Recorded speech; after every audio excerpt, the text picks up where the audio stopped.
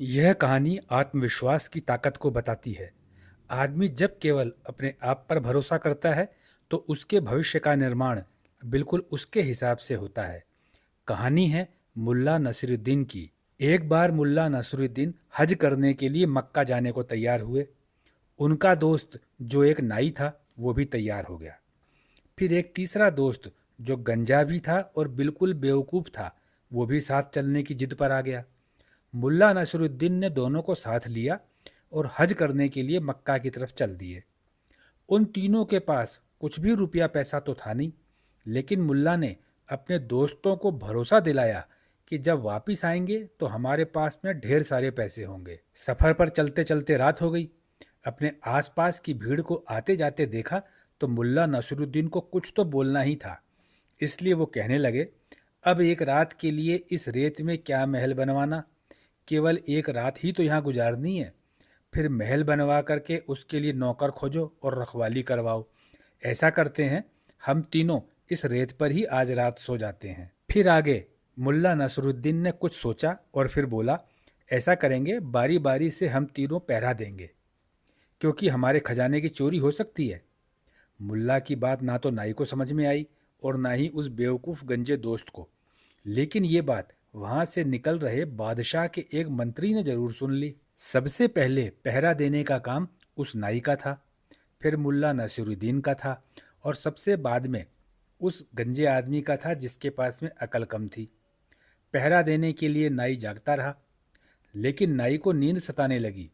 आसपास में बातचीत करने के लिए कोई था भी नहीं। इसलिए मन बहलाने और समय निकालने के लिए नाई ने मुल्ला के सर को गंजा कर दिया, लेकिन मुल्ला सोता रहा। थोड़ी देर में नाई का सोने का समय हो गया। उसने मुल्ला को तो जगा दिया और खुद सो गया। मुल्ला था आधी नींद में। आधी नींद में मुल्ला ने अपने सिर पर हाथ फेरा तो वहाँ बाल थे नहीं, लेकिन मुल्ला को यह पता था कि मेरे सिर पर तो बाल हैं। उसने सोचा नाई ने गलती से बेवकूफ़ गंजे को जगा दिया, इसलिए मुल्ला सो गया। अब तीनों आराम से सो रहे थे। अब तीनों ही गहरी नींद में सो रहे हैं। थोड़ी देर बाद दिन निकल आया। तीनों सो रहे थे। आसपास के लोगों के आने जाने से जब हलचल हुई, शोर हुआ, तो तीनों की नींद खुली। अब मौके का फ़ायदा उठाने के लिए मुल्ला ज़ोर ज़ोर से चिल्लाने लगा, रोने लगा और कहने लगा, हमारा खजाना चोरी हो गया, कोई रात में हमारा खजाना चुरा ले गया। यह सुन के लोग बाग इकट्ठा होने लगे। इतने में जो गंजा था, जो अकल का कम था, वह बोल पड़ा, हाँ मुझे याद है, कल रात मुल्ला यहाँ महल बनवाने की बात कह रहे थे, लेकिन रखवाली कौन करता, इसलिए इन्होंने नहीं बनवाया। इसलिए हम पूरी रात रेत पर ही सोए रहे। रात में कोई हमारा खजाना ले गया।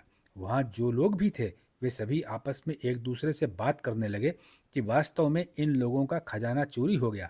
धीरे धीरे ये बातें सब जगह फैलने लगी। उस रात बादशाह के मंत्री ने भी, जिसने मुल्ला को यह कहते हुए सुना था कि उसके पास में बहुत खजाना है, वह जाकर के बादशाह को बताता है कि हमारे राज्य में चोरों का, डकैतों का कोई बहुत बड़ा गिरोह आया है।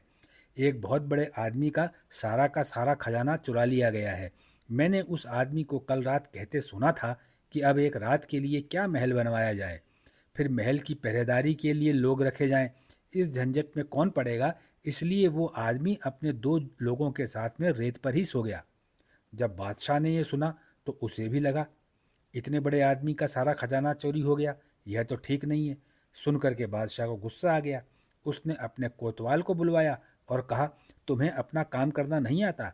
एक आदमी का सारा खजाना चोरी हो गया और तुम अपने घर में सो रहे थे। अगर उस आदमी का खजाना और चोरी करने वाले चोर नहीं मिले तो तुम्हारी गर्दन काट दी जाएगी। वहीं मुल्ला अपने दोनों दोस्तों नाई और उस बेवकूफ़ गंजे के साथ में बड़े आराम से हज कर रहा था।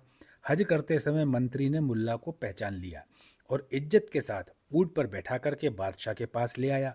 बादशाह ने मुल्ला को उसके दोनों दोस्तों के साथ अपने महल में मेहमान बना करके रखा। जब बहुत दिन हो गए तो मुल्ला ने वापस जाने की इजाज़त मांगी, तो बादशाह ने मुल्ला को ढेर सारे उपहार दे करके विदा किया।